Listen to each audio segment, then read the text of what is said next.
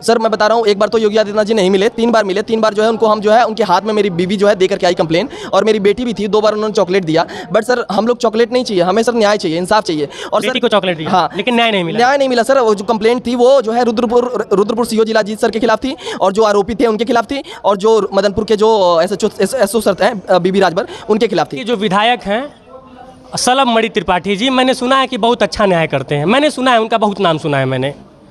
तो आदरणीय श्री सलभ मणि त्रिपाठी जी, माननीय विधायक जी, ये आपके ज़िले का मामला है और मैं सब कुछ आपके ऊपर छोड़ रहा हूँ।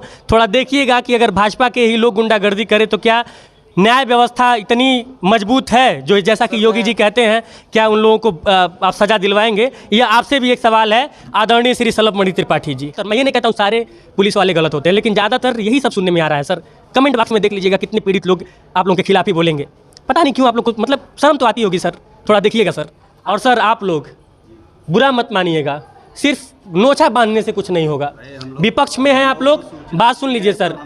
नहीं ठीक है, मैं आपकी बात से सहमत हूँ, आप लोग बहुत दूर दूर से आए हैं, लेकिन बात समझिए सर, सिर्फ नोचा लपेटने से कुछ नहीं होगा। सीओ साहब और एसओ साहब, एसपी साहब, एसएसपी साहब, थोड़ा सा सोचिएगा कि अगर ये सब कुछ आपके बच्चों के साथ, आपकी वाइफ के साथ होता तो आप क्या करते हैं? आप क्या करते नहीं, आप क्या कर जाते हैं? ये थोड़ा सोचिएगा। ये एक मेरा छोटा सा सवाल है सर, नाराज़ मत होइएगा, आप लोगों से बहुत डर लगता है। पर मैं बिल्कुल मतलब हर वो शादी को अधूरी मानता हूँ जिसमें माँ बाप का आशीर्वाद ना हो। माँ बाप का इन्वॉल्वमेंट जरूरी होता है, क्योंकि मैं 20-25 साल वो पालते पोसते हैं, लेकिन कुछ इमोशंस होते हैं जिसको समझना शायद दुनिया वालों के बस की बात नहीं है। और कई बार अपने ही माँ बाप उस इमोशन को नहीं समझ पाते हैं तो दुनिया वाले क्या समझेंगे? तो यदि अगर इन्होंने शादी कर ही लिया तो क्या आप इनको जान से मार देंगे? क्या इनकी बेटी को खत्म कर देंगे, इनकी वाइफ को खत्म कर देंगे? ये क्षत्रिय धर्म है, ये आपका धर्म आपको सिखाता है। भगवान श्री रामचंद्र के आप लोग दम भरते हैं ना कि आप भगवान श्री रामचंद्र के वंशज हैं। महिलाओं का सम्मान करना सीखिए। भगवान राम ने महिलाओं का सम्मान करना सिखाया है, ये करने के लिए नहीं सिखाया, ये करने के लिए नहीं बोला है। शांत रहेंगे आप, अभी बोलेंगे नहीं।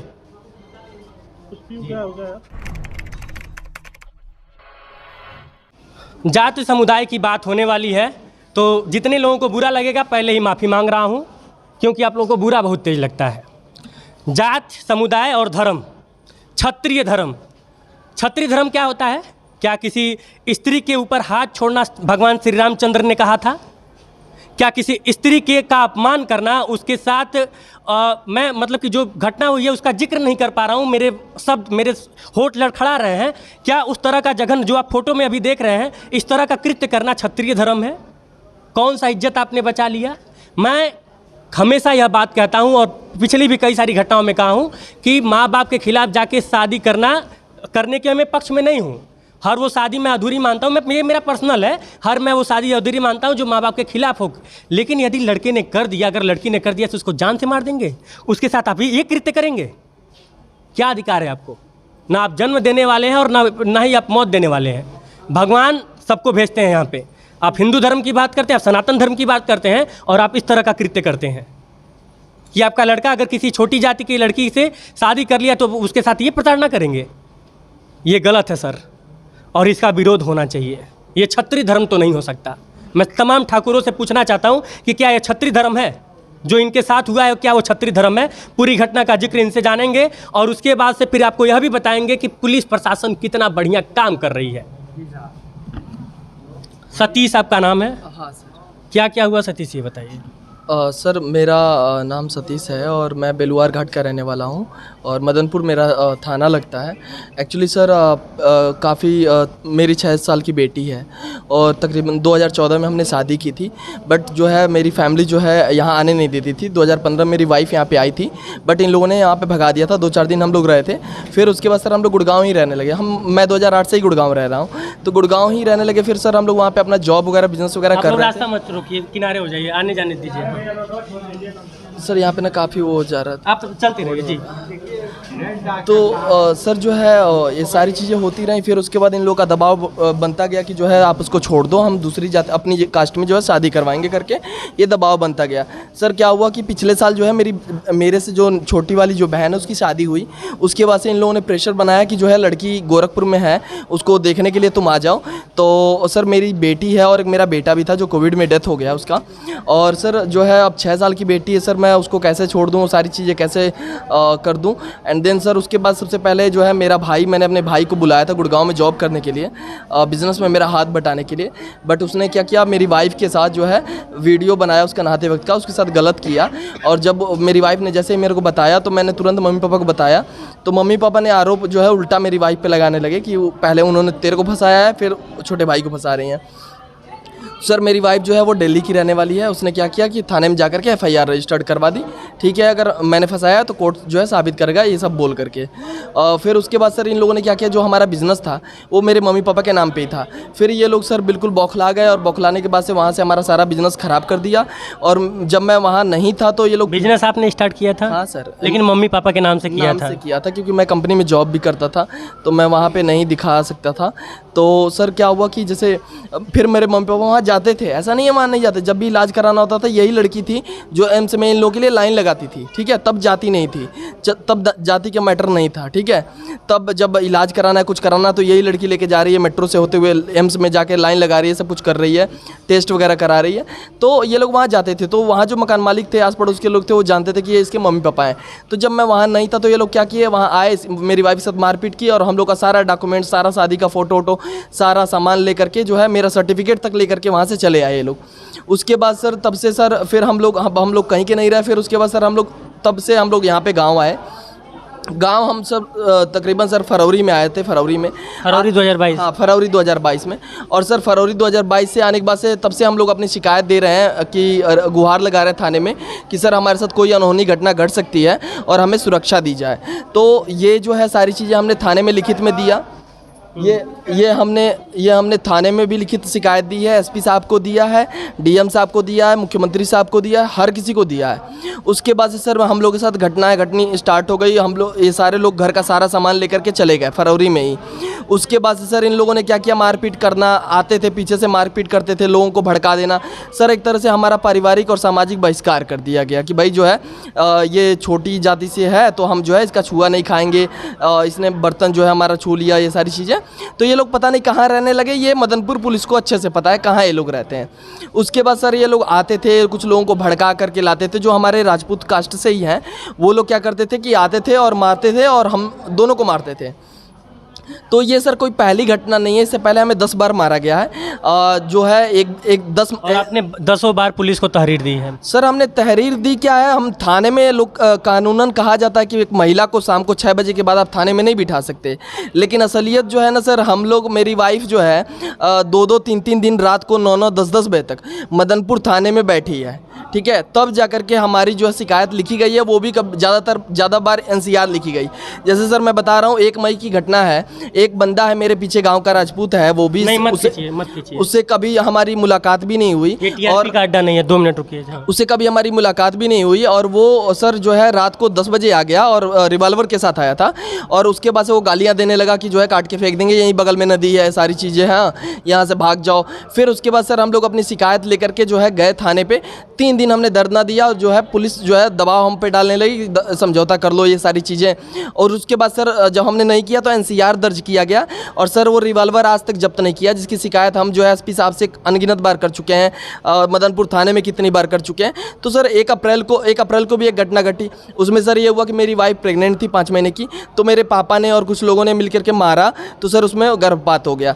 उसमें भी सर क्या हुआ कि पुलिस ने 12 दिन के बाद जो है एफआईआर दर्ज किया, वो भी धरना प्रदर्शन करने के बाद, थाने में जाकर बैठने के बाद। और उसमें भी सर रुद्रपुर के जो सीओ जिलाजीत सर हैं, उन्होंने एक महिला जो मेरी वाइफ है उसके साथ बहुत ही बदतमीजी से बात करी। और उसके बाद सर जब हम लोग के पास इलाज के लिए पैसे नहीं थे तो मेरे घर पे टीवी थी जो मेरी वाइफ के नाम पे था, उसका बिल भी था हम लोग के पास। मेरी वाइफ लेके जा रही थी रुद्रपुर बेचने के लिए कि कम से कम इसका इलाज हो सके। तो सर वहाँ पे भी आकर के मेरा भाई और मेरे पापा रास्ते में रोक करके पूरे सुबह से लेकर शाम तक उसको रोक रखा था और उसके साथ मारपीट की। अब सर यही है सर, यही प्रशासन है और यही सुरक्षा व्यवस्था है। 1 मिनट, बस 1 मिनट। सीओ साहब और एसओ साहब, एसपी साहब, एसएसपी साहब, थोड़ा सा सोचिएगा कि अगर ये सब कुछ आपके बच्चों के साथ, आपकी वाइफ के साथ होता तो आप क्या करते हैं?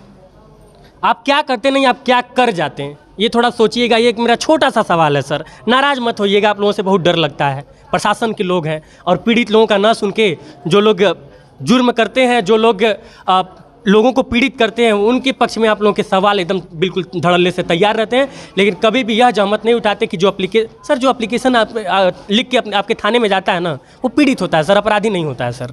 भारतीय संविधान, भारतीय कानून इन सब इसकी इजाज़त देता है कि अगर इनके साथ कुछ गलत हो या फिर किसी के साथ कुछ गलत हो तो वो एप्लीकेशन लेके थाने में जाए, वो अपराध नहीं होता है सर। लेकिन आप लोग ज़्यादातर, मैं ये नहीं कहता हूँ सारे पुलिस वाले गलत होते हैं, लेकिन ज़्यादातर यही सब सुनने में आ रहा है सर। कमेंट बॉक्स में देख लीजिएगा कितने पीड़ित लोग आप लोगों के खिलाफ ही बोलेंगे। पता नहीं क्यों आप लोग को, मतलब शर्म तो आती होगी सर, थोड़ा देखिएगा सर।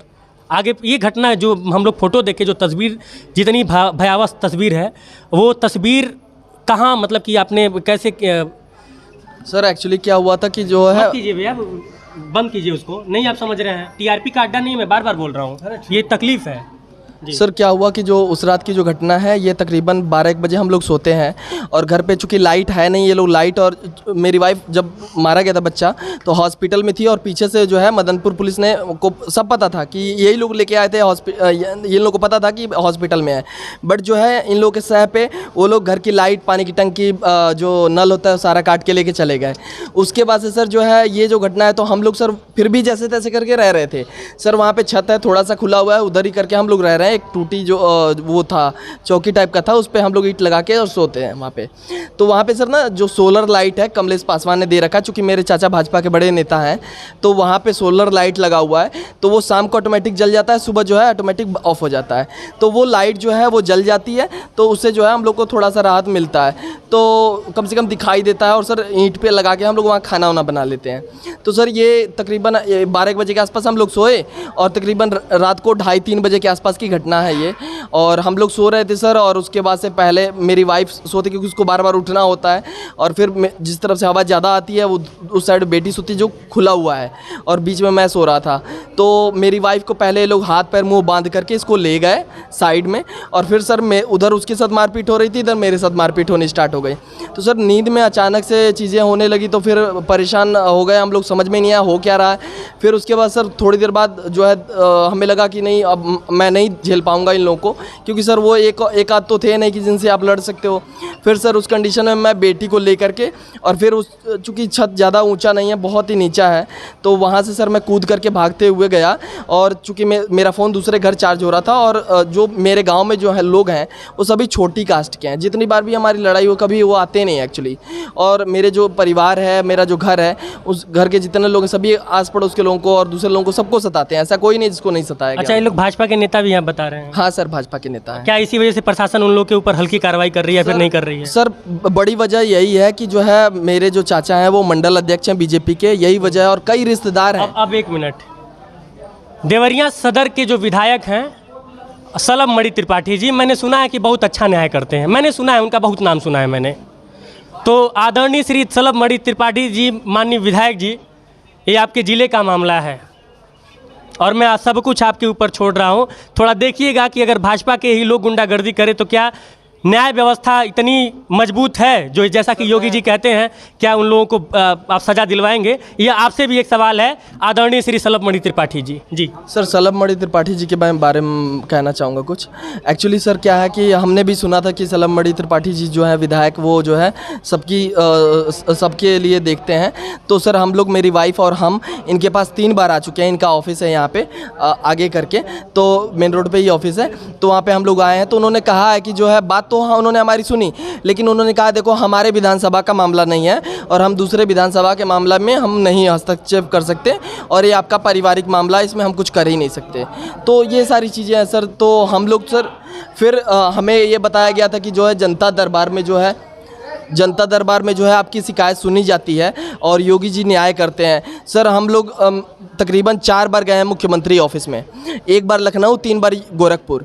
सर मैं बता रहा हूँ, 1 बार तो योगी आदित्यनाथ जी नहीं मिले, 3 बार मिले। 3 बार जो है उनको हम जो है उनके हाथ में मेरी बीवी जो है दे करके आई कंप्लेन, और मेरी बेटी भी थी, 2 बार उन्होंने चॉकलेट दिया। बट सर हम लोग चॉकलेट नहीं चाहिए, हमें सर न्याय चाहिए, इंसाफ चाहिए। और बेटी को चॉकलेट दिया, हाँ, लेकिन न्याय नहीं मिला। न्याय नहीं मिला सर। वो जो कंप्लेंट थी वो जो है रुद्रपुर सीओ वीडियो जिलाजीत सर के खिलाफ थी और जो आरोपी थे उनके खिलाफ थी और जो मदनपुर के जो एसओ सर हैं बीबी राजभर उनके खिलाफ थी। बट सर कभी भी जो है ना सर न्याय नहीं मिला। मुख्यमंत्री जी को सब पता है, सुबह 4 बजे से उनके मंदिर के बाहर ऐसे ही लाइन नहीं लग जाती है, 600-700 लोगों की लंबी लाइन लगती है। अगर न्याय थाने पे मिल जाता तो वहाँ लाइन नहीं लगती, और वहाँ भी न्याय कहाँ मिल रहा है सर। हम लोग तो अगर वहाँ न्याय मिल जाता तो जो घटना घटी है वो कभी घटती ही नहीं। फिर से मैं वही कहूँगा कि मैं बोलता हूँ तो आप लोग कहते हैं कि बोलता है, खिलाफ में बोलता है, ये करता है वो करता है। अब आप बताइए मैं बोलूँ कि ना बोलूँ, ये घटना बोलने वाली है कि नहीं है। और जो तस्वीर आप देख रहे हैं उस महिला की, जिस हिसाब से उसको मारा पीटा गया है, जिस हिसाब से मतलब कि वो तस्वीर का मैं जिक्र नहीं कर पा रहा हूँ, बोलूं कि ना बोलूं आप ही लोग बता दीजिएगा।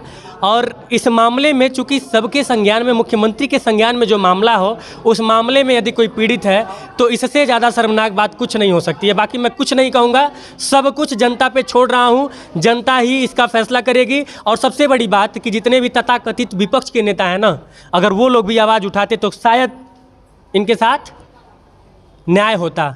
और सर आप लोग बुरा मत मानिएगा, सिर्फ नोचा बांधने से कुछ नहीं होगा। विपक्ष में हैं आप लोग, बात सुन लीजिए सर। नहीं ठीक है, मैं आपकी बात से सहमत हूँ, आप लोग बहुत दूर दूर से आए हैं, लेकिन बात समझिए सर, सिर्फ नोचा लपेटने से कुछ नहीं होगा और मीठा मीठा अधिकारियों से बतियाने से कुछ नहीं होगा। वो मीठा अगर मीठा बोलने से सुनते तो इन लोगों को न्याय नहीं मिल गया होता, मिल जाता ना। तो इन लोगों से सहूलियत से अगर आप बात करेंगे तो नहीं सुनेंगे। अगर 48 घंटे के अंदर प्रशासन ने न्याय नहीं किया आपके साथ, 48 घंटे के अंदर अगर प्रशासन ने न्याय नहीं किया तो पूरा देवरिया बंद करूंगा, आप परेशान मत हो। नहीं, मैं क्यों ये बात बोला हूँ, मैं क्यों बोला हूँ, मैं एक मिनट सर सुन लीजिए, मैं क्यों बोला हूँ। ये लोग अगर जिस हिसाब से आप लोग बात कर रहे थे अगर सुनते तो फिर इस तरह से चिल्लाने की क्या जरूरत पड़ती। आप इनका आंख देख रहे हैं, इनकी तकलीफ समझ रहे हैं। और मैं फिर से वही कह रहा हूँ कि ठीक है, अगर लव मैरिज इन लोगों ने कर लिया, इन लोगों ने अपने, मैं फिर वही कह रहा हूँ कि मैं बिल्कुल मतलब हर वो शादी को अधूरी मानता हूँ जिसमें माँ बाप का आशीर्वाद ना हो। माँ बाप का इन्वॉल्वमेंट जरूरी होता है क्योंकि भाई 20-25 साल वो पालते पोसते हैं, लेकिन कुछ इमोशंस होते हैं जिसको समझना शायद दुनिया वालों के बस की बात नहीं है। और कई बार अपने ही माँ बाप उस इमोशन को नहीं समझ पाते हैं तो दुनिया वाले क्या समझेंगे। तो यदि अगर इन्होंने शादी कर ही लिया तो क्या आप इनको जान से मार देंगे? क्या इनकी बेटी को ख़त्म कर देंगे, इनकी वाइफ को ख़त्म कर देंगे? ये क्षत्रिय धर्म है, यह आपका धर्म आपको सिखाता है। भगवान श्री रामचंद्र के आप लोग दम भरते हैं ना कि आप भगवान श्री रामचंद्र के वंशज हैं। महिलाओं का सम्मान करना सीखिए। भगवान राम ने महिलाओं का सम्मान करना सिखाया है, ये करने के लिए नहीं सिखाया, ये करने के लिए नहीं बोला है। शांत रहेंगे आप, अभी बोलेंगे नहीं।